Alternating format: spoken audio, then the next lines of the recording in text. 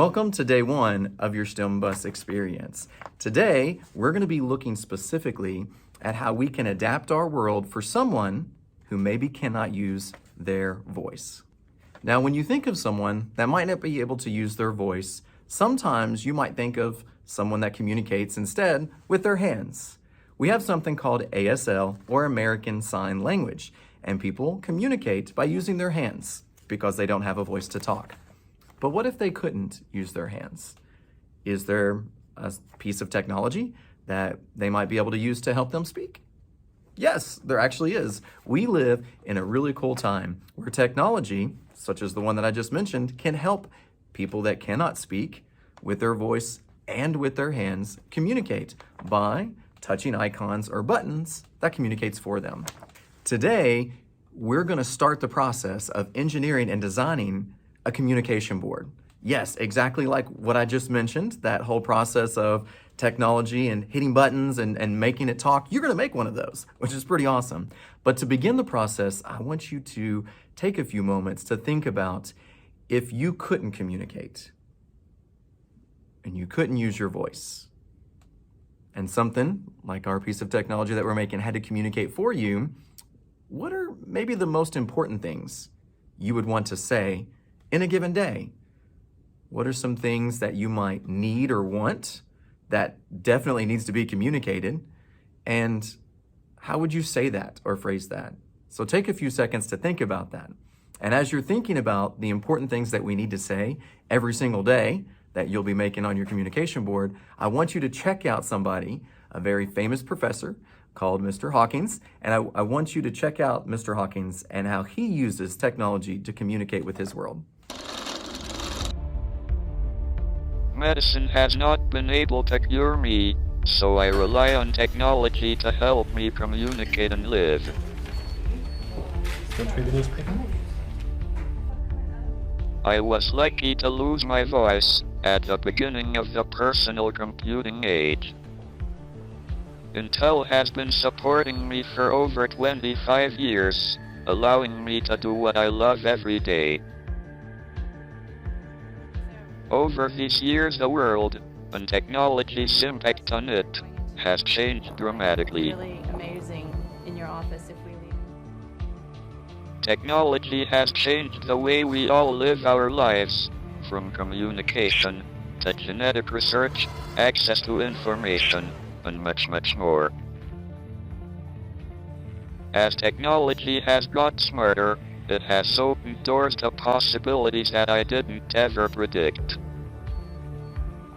The technology that is now being developed to support the disabled is leading the way in breaking down the communication barriers which once stood in the way.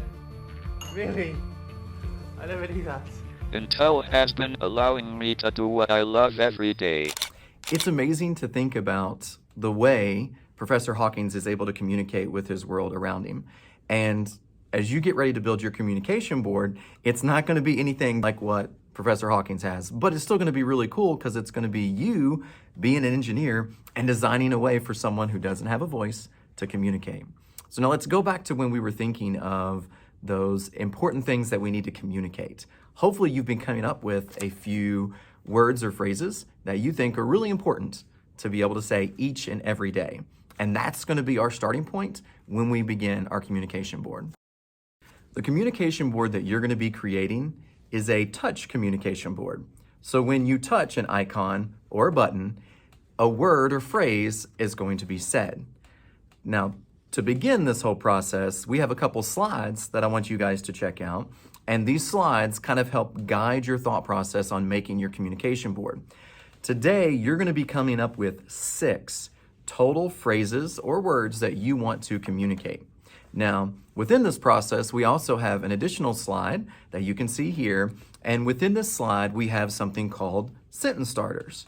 Now, when you're communicating, you might start off with a sentence starter, I feel.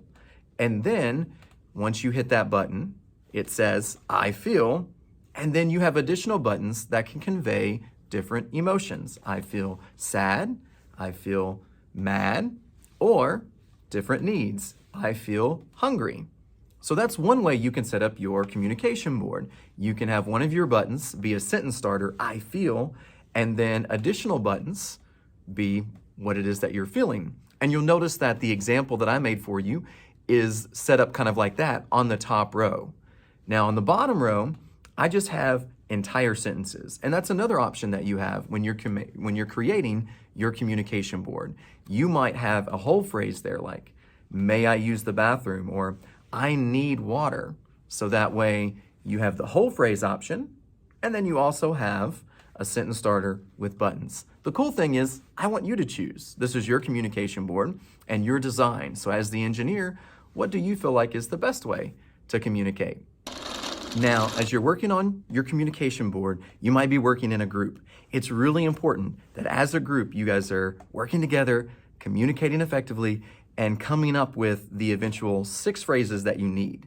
So it's okay to take the ideas and suggestions of our partners as we're working together to come up with the eventual board that we all as a group feel like does the best job of helping someone communicate those basic daily needs.